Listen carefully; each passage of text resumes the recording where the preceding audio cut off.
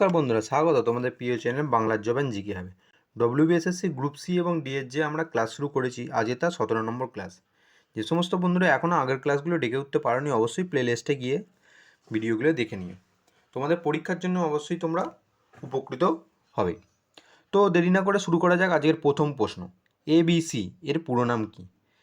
বর্তমানে যে সিলেবাসের অন্তর্ভুক্ত হয়েছে এনইপি, ন্যাশনাল এডুকেশন পলিসি, সেই এমইপি থেকে আমরা কোশ্চেনগুলি এমসিকিউ আকারে তোমাদের দেওয়ার চেষ্টা করছি। তোমরা এখান থেকে করো, অবশ্যই কমন পাবে।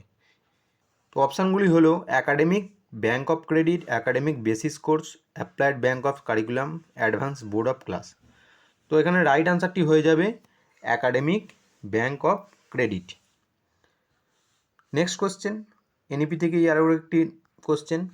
সুপ্রিম কোর্টের মতে রাজ্যে এনইপি 2020 বাস্তবায়ন করতে বাধ্য নয়, আংশিক বাধ্য, নাকি কেন্দ্রীয় অনুমতি ছাড়া পারবে না?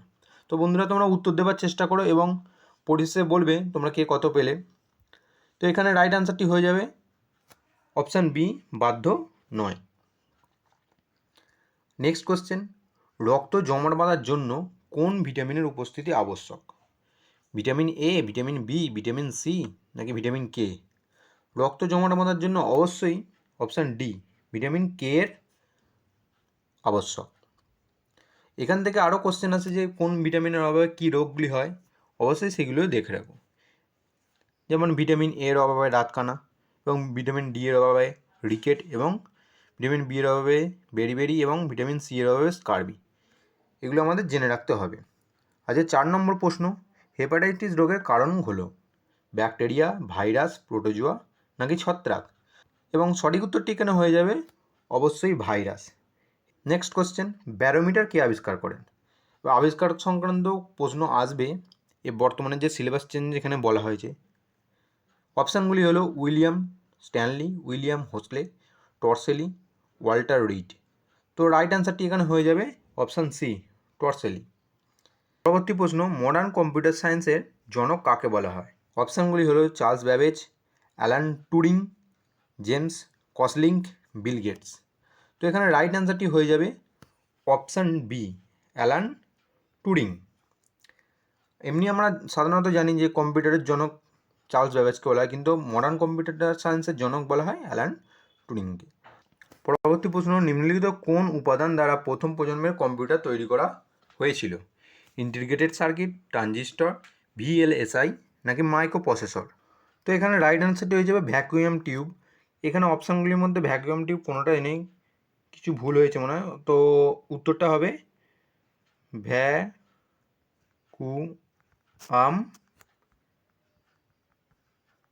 টিউব। পরবর্তী প্রশ্ন, নিম্নলিখিত কাকে ভারতের উদার অর্থনীতির জনক বলা হয়? উদার অর্থনীতির জনক মনমোহন সিং, ইন্দিরা গান্ধী, জওহরলাল নেহরু, পিভি নরসিংহ রাও। তো রাইট অ্যান্সারটি যাবে অপশান ডি, পিভি নরসিংহ রাও। নেক্সট কোয়েশ্চেন, মিনেমাটা রোগের প্রধান কারণ কি? সালফার, পারদ, নাইট্রোজেন, নাকি সিসা? তো মিনেমাটা যে রোগ হয় তার প্রধান কারণ হচ্ছে পারদ বা মার্কারি। এখান থেকে আমাদের একটি জেনে রাখতে হবে যে আমাদের যে নর্মাল যে টেম্পারেচার, সেই টেম্পারেচারে একটি তরল ধাতুর নাম হচ্ছে পারদ, এবং যদি অধাতু হয় সেক্ষেত্রে ব্রোমিন আমার হয়ে যাবে। এবং আরেকটা জেনে রাখতে হবে ক্যাডমি, ইটাই রোগ হয়ে থাকে। নেক্সট কোয়েশ্চেন, বাক স্বাধীনতার অধিকার যার অন্তর্গত? মৌলিক দায়িত্ব, মৌলিক অধিকার, মৌলিক নীতি, নাকি কোনোটিই নয়? তো সঠিক উত্তরটি হয়ে যাবে অপশান বি, মৌলিক অধিকার। এবার মৌলিক অধিকার আমাদের 6টি আছে, সেটা অবশ্যই জেনে রাখতে হবে। এবং এই অধিকারগুলি কত নম্বর আর্টিকেলে আছে? 12 থেকে 35 নম্বর আর্টিকেলে আমরা এই অধিকারগুলো পেয়ে থাকি। পরবর্তী প্রশ্ন, মধ্যপ্রদেশের অমরকণ্টক থেকে কোন নদীর উৎপত্তি হয়েছে? মাহি, তাপ্তি, তুঙ্গভদ্রা, নাকি নর্মদা? সঠিক উত্তরটি হয়ে যাবে অপশান ডি, নর্মদা। নর্মদা হচ্ছে right answer. Next question, ozone স্তরের ক্ষয়ের জন্য প্রধানত দায়ী পদার্থ কোনটি? Carbon dioxide, sulphur dioxide, nitrous oxide, নাকি ক্লোরোফ্লুরোকার্বন? ফ্লুরোকার্বন। তো রাইট অ্যান্সারটি হয়ে যাবে অপশান ডি, ক্লোরোফ্লুরোকার্বন, যাকে আমরা সিএফসি নামে চিনে থাকি। পরবর্তী প্রশ্ন, ভারতবর্ষের জিএসটি কবে থেকে কার্যকর করা হয়? 1 জুলাই 2016, 1 এপ্রিল 2017, 1 জুলাই 2017 নাকি 1 এপ্রিল 2018? তো রাইট অ্যান্সারটি হয়ে যাবে 1 জুলাই 2017। অপশান সি হলো রাইট অ্যান্সার। আচ্ছা 14 নম্বর প্রশ্ন, এক্স রে কে আবিষ্কার করেন? Isaac Newton, J Thomson, Röntgen নাকি স্যাডউইক? এখানে সঠিক উত্তরটি হয়ে যাবে অপশান সি, বিজ্ঞানী রন্টজেন এক্স রে আবিষ্কার করেছিলেন। যে 15 নম্বর প্রশ্ন, কোন ভারতীয় শহর উৎসবের শহর নামে পরিচিত? অপশানগুলি হলো কলকাতা, জয়পুর, মাদুরাই নাকি মুম্বাই? রাইট অ্যান্সারটি হয়ে যাবে অপশান সি, মাদুরাইকে উৎসবের শহর বলা হয়ে থাকে। এছাড়াও আমাদের জেনে রাখতে হবে উপনামগুলো, Kolkata city of joy, Jaipur pink city, এগুলোকে আমাদের ভালো করে জেনে রাখতে হবে। তো নেক্সট কোয়েশ্চেন, নিম্নলিখিত কে বুলন্দ দরওয়াজা নির্মাণ করেছিলেন? হুমায়ুন, আকবর, জাহাঙ্গীর নাকি কোনোটিই নয়? তো রাইট অ্যান্সারটি হয়ে যাবে এখানে অপশান বি, সম্রাট আকবর।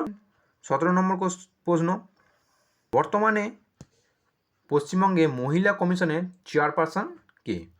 খুব ভালো একটি প্রশ্ন। Option A Anuradha Ganguly, B Vijaya Kishore Rahatkar, C Arundhati Sen, D Leena Gangopadhyay.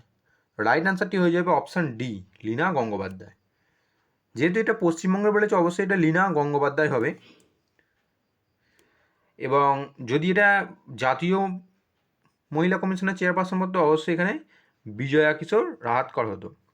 এবং এই মহিলা কমিশন কবে প্রথম তৈরি হয়েছিল সেটা সালটা জিজ্ঞেস করলে তোমাদের উত্তর হবে 1992। নেক্সট কোশ্চেন, নাগার্জুন সাগর প্রকল্পটি কোন নদীর উপর অবস্থিত? নর্মদা, মহানদী, কৃষ্ণা, ভাগীরথী? কোন নদীর উপর অবস্থিত? নাগার্জুন সাগর প্রকল্পটি অপশান সি, কৃষ্ণা নদীর উপর অবস্থিত। পরবর্তী প্রশ্ন, নিম্নলিখিত কে একমাত্র প্রধানমন্ত্রী যিনি আরবিআই এর গভর্নর ছিলেন? খুবই ভালো প্রশ্ন একটি। অপশানগুলি হলো জওহরলাল নেহরু, চৌধুরী চরণ সিং, মনমোহন সিং, উপরের কোনোটিই নয়। তো এখানে রাইট অ্যান্সারটি হয়ে যাবে অপশান সি, মনমোহন সিং। 20 নম্বর প্রশ্ন, ইন্টারনেটের জনক কাকে বলা হয়? Bill Gates, Vince Sharp, Tim Berners-Lee, Mark Zuckerberg নাকি স্টিভ জবস? তো এখানে রাইট অ্যান্সারটি হয়ে যাবে অপশান বি, ভিন্স শার্প এবং টিম বার্নার্স-লি। তো তোমাদের আজকে হোমওয়ার্ক কোশ্চেন থাকবে। শেষ প্রশ্নটি, 2025 সালে অস্কার পুরস্কার প্রাপ্ত সেরা ছবি কোনটি? এটা তোমাদের হোমওয়ার্ক কোশ্চেন থাকবে এবং তোমরা অবশ্যই কমেন্ট করো 2025 সালের অস্কার পুরস্কারপ্রাপ্ত সেরা ছবি কোনটি? অপশানগুলি Anora, the shape of water, Oppenheimer, everything everywhere. এটা তোমরা অবশ্যই কমেন্টে জানাও। এবং তোমাদের ভিডিওটা কেমন লাগছে অবশ্যই লাইক এবং শেয়ার দিয়ে আমাদের পাশে থাকো। আর যে সমস্ত বন্ধুরা এখনও সাবস্ক্রাইব করোনি অবশ্যই সাবস্ক্রাইব করো। ধন্যবাদ।